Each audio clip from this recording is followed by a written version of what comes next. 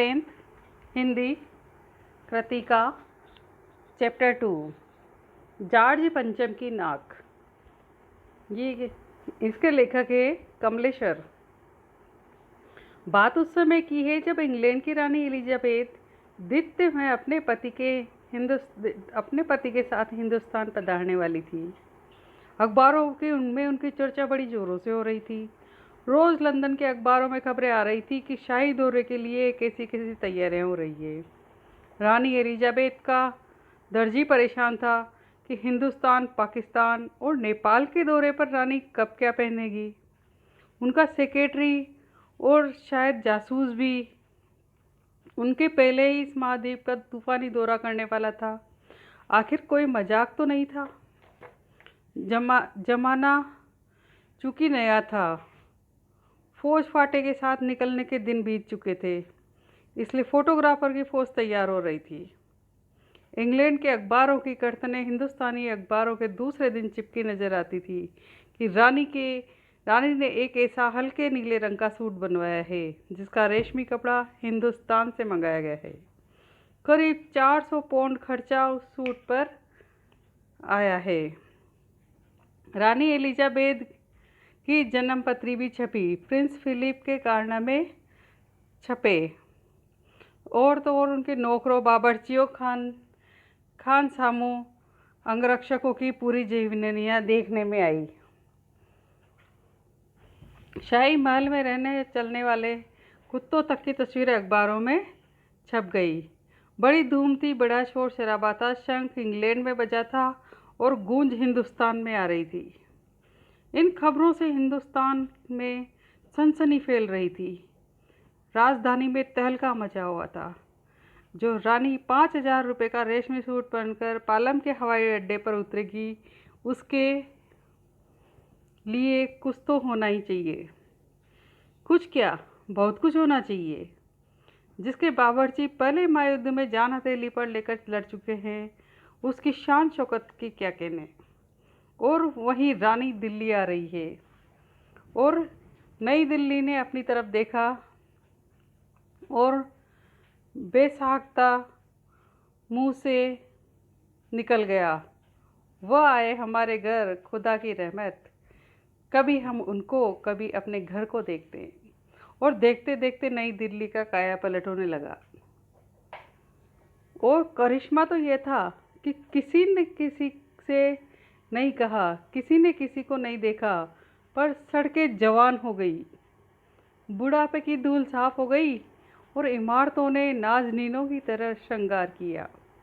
लेकिन एक बड़ी मुश्किल पेश थी, वह थी जॉर्ज पंचम की नाक। नई दिल्ली में सब कुछ था, सब कुछ होता जा रहा था, सब कुछ हो जाने की उम्मीद थी, पर जॉर्ज पंचम की नाक बड़ी मुसीबत थी। नई दिल्ली में सब था, सिर्फ नाक नहीं थी। इस नाक को भी एक लंबी दास्तान है। इस नाक के लिए बड़े तहलके मचे थे। किसी वक्त आंदोलन हुए थे, राजनीतिक पार्टियों ने प्रस्ताव पास किए थे, चंदा जमा किया था, कुछ नेताओं ने भाषण भी दिए थे, गर्मा गर्म बहसें भी हुई थी, अखबारों के पन्ने रंग गए थे। बहस इस बात पर थी कि जॉर्ज पंचम की नाक रहने दी जाए या हटा दी जाए। और जैसा कि हर राजनीतिक आंदोलन में होता है, कुछ पक्ष में थे और कुछ विपक्ष में, और ज़्यादातर लोग खामोश थे। खामोश रहने वालों की ताकत दोनों तरफ थी। यह आंदोलन चल रहा था। जॉर्ज पंचम की नाक के लिए हथियारबंद पहरेदार तैनात कर दिए गए थे। क्या मजाल कि कोई उनकी नाक तक पहुंच जाए। हिंदुस्तान में जगह जगह ऐसी नाकें खड़ी थी और जिन तक लोगों के हाथ पहुंच गए, उन्हें शानो शौकत के साथ उतारकर अजायब घरों में पहुंचा दिया गया। कहीं कहीं तो शाही लाटों की नाकों के लिए गुरिल्ला युद्ध होता रहा। उसी जमाने में यह हादसा हुआ। इंडिया गेट के सामने वाली जॉर्ज पंचम की लाट की नाक एकाएक गायब हो गई। हथियारबंद पहरेदार अपनी जगह तैनात रहे, गश्त लगती रही, लाट की नाक चली गई। रानी आए और नाक न हो, एकाएक परेशानी बढ़ी, बड़ी सरगर्मी शुरू हो गई। देश के खैर ख्वाहों की एक मीटिंग बुलाई गई और मसला पेश किया गया कि क्या किया जाए। वहाँ सभी सहमत थे कि अगर ये नाक नहीं है तो हमारी भी नाक नहीं रह जाएगी।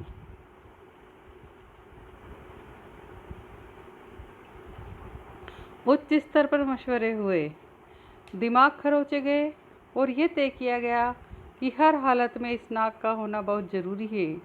ये तय होते ही एक मूर्तिकार को हुक्म दिया गया कि वो फ़ौरन दिल्ली में हाजिर हो। मूर्तिकार यूँ तो कलाकार था, पर ज़रा पैसे से लाचार था। आते ही उसने हुक्मानों के सामने चेहरे देखे। अजीब परेशानी थी उन चेहरों पर, कुछ लटके, कुछ उदास, कुछ बदहवास। उनकी हालत देखकर लाचार कलाकार की आंखों में आंसू आ गए।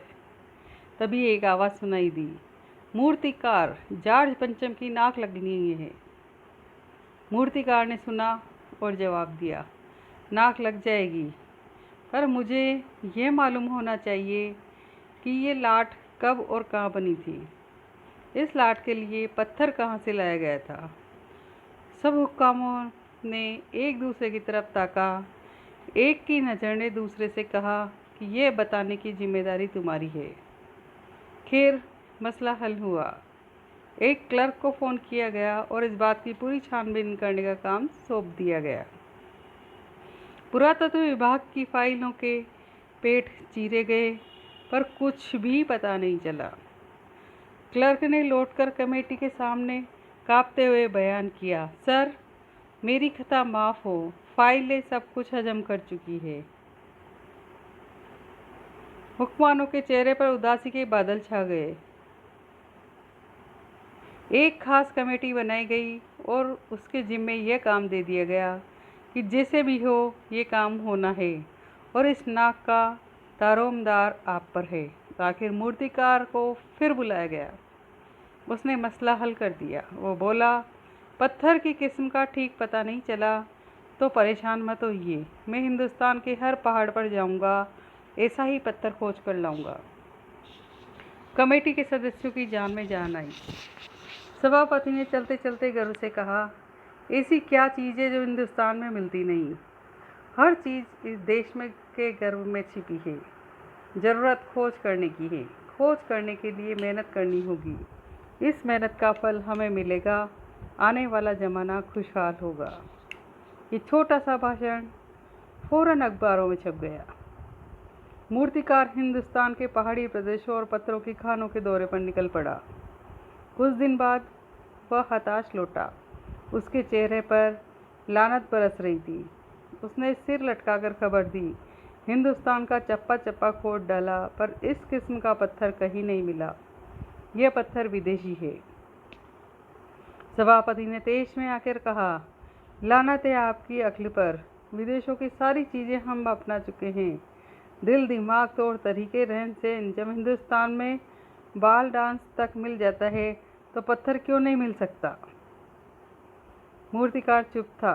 सहसा उसकी आंखों में चमक आ गई। उसने कहा, एक बात मैं कहना चाहूँगा, लेकिन इस शर्त पर कि यह बात अखबार वालों तक न पहुँचे। सभापति की आंखों में भी चमक आई। चपरासी को हुक्म हुआ कि कमरे के सब दरवाजे बंद कर दिए जाए। तब मूर्तिकार ने कहा, देश में अपने नेताओं की मूर्तियाँ भी है। अगर इजाज़त हो और आप लोग ठीक समझे तो मेरा मतलब है कि जिसकी नाक इस लाट पर ठीक बैठे उसे उतार लाया जाए। सबने सबकी तरफ देखा। सबकी आंखों में एक क्षण की बदहवासी के बाद खुशी तैरने लगी। सभापति ने धीमे से कहा, लेकिन बड़ी होशियारी से। वो मूर्तिकार फिर देश के दौरे पर निकल पड़ा। जॉर्ज पंचम की खोई हुई नाक का नाप उसके पास था। दिल्ली से वह बम्बई पहुंचा। दादा भाई नौरोजी, गोखले, तिलक, शिवाजी, काजी, जहांगीर, सबकी नाकें उसने टटोली, नापी और गुजरात की और भगत गांधी जी, सरदार पटेल, विट्ठल भाई पटेल, महादेव देसाई की मूर्तियों को परखा और बंगाल की ओर चला। गुरुदेव रविंद्रनाथ, सुभाष चंद्र बोस, राजा राम मोहन राय आदि को भी देखा। नाव जोक की ओर बिहार की तरफ चला। बिहार होता हुआ उत्तर प्रदेश की ओर आया। चंद्रशेखर आज़ाद, बिस्मिल, मोतीलाल नेहरू, मदन मोहन मालवीय की लाटों के पास गया। घबराहट में मद्रास भी पहुंचा। सत्यमूर्ति को भी देखा। मैसूर, केरल आदि सभी प्रदेशों का दौरा करता हुआ पंजाब पहुंचा। लाला लाजपत राय और भगत सिंह की लाटों से भी सामना हुआ। आखिर दिल्ली पहुंचा और उसने अपनी सभी मुश्किलें बयान की। पूरे हिंदुस्तान की परिक्रमा कराया, सब मूर्तियां देख आया, सबकी नाकों का नाप लिया, पर जॉर्ज पंचम की इस नाक से सब बड़ी निकली। सुनकर सब हताश हो गए और झुंझलाने लगे। मूर्तिकार ने ढांढस बनते हुए आगे कहा, सुना है कि बिहार सेक्रेटेरिएट के सामने सन 42 में शहीद होने वाले बच्चों की मूर्तियाँ स्थापित है। शायद बच्चों की नाक ही फिट बैठ जाए। ये सोचकर वहाँ भी पहुँचा, पर उन बच्चों की नाकें भी इससे कहीं बड़ी बैठती थी। अब बताइए मैं क्या करूं? राजधानी में सब तैयारियां थी। जॉर्ज पंचम की लाट को मल मल कर नहलाया गया था, रोगन लगाया गया था, सब कुछ हो चुका था, सिर्फ नाक नहीं थी। बात फिर बड़े हुक्कामों तक पहुंची। बड़ी खलबली मची। अगर जॉर्ज पंचम के नाक न लग पाई तो फिर रानी का स्वागत करने का क्या मतलब? यह तो अपनी नाक कटाने वाली बात हुई।